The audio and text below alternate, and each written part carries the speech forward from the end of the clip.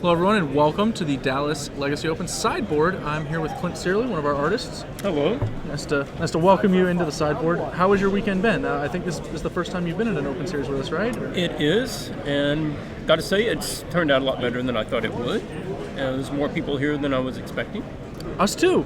Has it? Yes, right. yes. Quite a strong turnout for Dallas. We're very happy about it. So your booth has been pretty busy. I've been able to see it from where I've been sitting.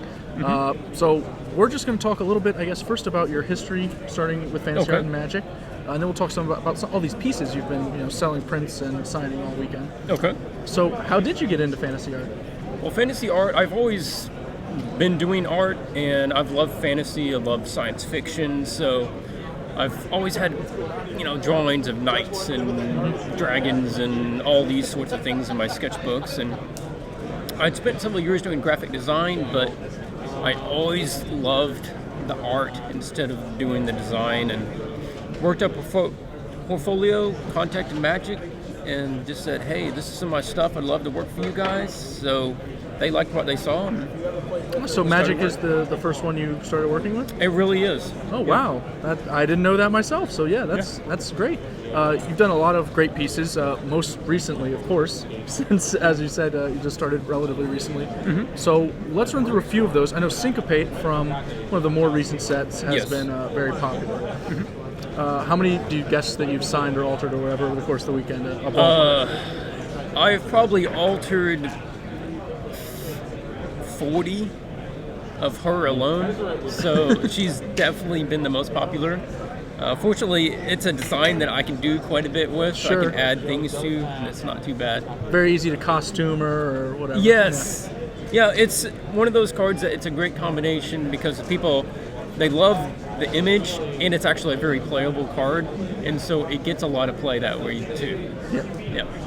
Another card that gets a lot of play, Intangible Virtue, which I actually didn't know was one of your pieces until I saw it on the print shelves as I walked by. Really great piece, and I think it shares along with Righteous Blow. Like, you have this really great lighting going on in a lot of your pieces. Thank you. Especially emanating from the center. It really draws the eye. Intangible Virtue, has it been a popular one, I imagine? It is, not as much as the others, but I have more people comment that they like it for the artwork than a lot of the others. And a lot of people just find that they really love the atmospheric feel to it. And it is one of, if not the only piece I've done that's primarily just a landscape. Sure. So usually it's a character. The spirits are sort of like incidental to the design as opposed to the main focus. Yeah, just kind of more storytelling aspect of it. How much free reign did you get, especially on these pieces? Syncopate's like a reprint of a semi-iconic card. And I'm curious, did they submit Wizard Wagging Finger? I imagine no, but... No. For instance, I'll answer both of them. Okay. On Syncopate, they just gave the description of a mage who was casting a counter spell against some fire, and they were using a small hand gesture to dismiss the magic. Okay. And, in that description, they don't tell me if it's male or female. They don't tell me anything about the attitude of the person. And I just thought, if they're using a hand gesture, maybe it's kind of a tell-off. And just try to carry that throughout the whole stance and the whole feel of the character.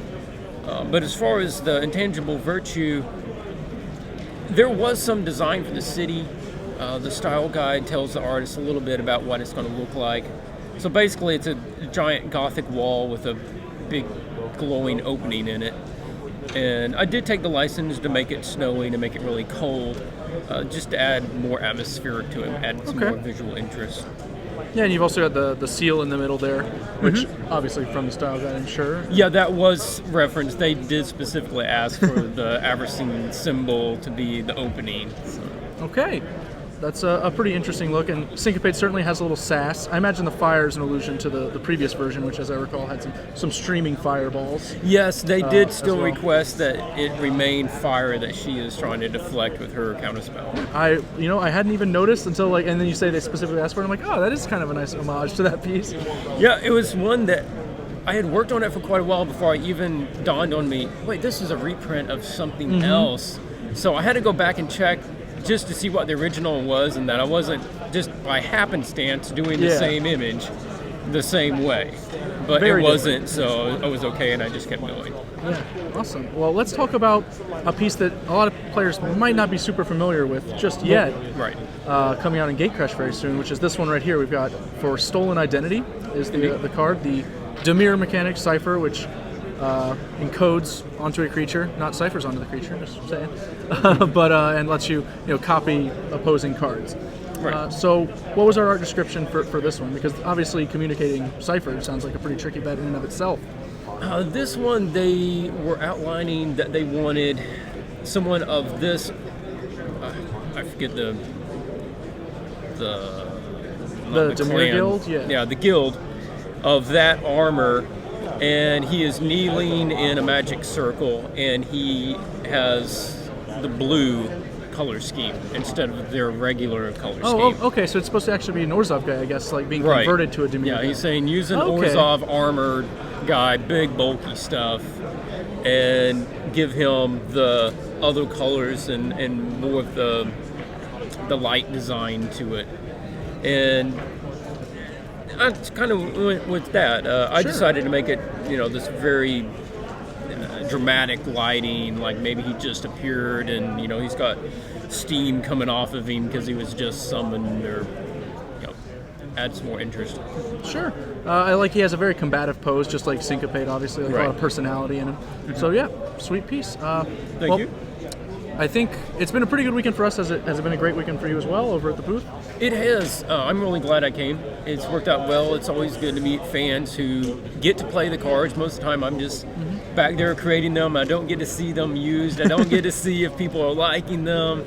So come here, you get some feedback, and just obviously get to show some of the images in large formats so people can see all the work that's put into them. Awesome. Yeah. Well, I like to wrap these up by just asking our artists in residence, as it were, if they have any advice for any aspiring fantasy artists out there who might want to one day work for Magic or a company like Magic, or who just want to develop their own talent. Well, obviously, you just have to put in a lot of time. I mean, that's the first thing. You got to get the quality of the work up, and once you get there, the other thing is professionalism. I think a lot of people don't realize how important it is to try to hit deadlines and just to be on top of communicating with the company, because there's nothing more the art director likes than getting consistent work on time and keeping open with what's going on. Sure. So if I can encourage you to do that, and just study as much as you can, and there's a lot of good information out there. If you can't afford college, there's still stuff you can learn without it. Plenty of resources, especially in this day and age. Yes, obviously. absolutely. Well, I guess your teachers were training you right with homework there, so got to get that stuff in on time.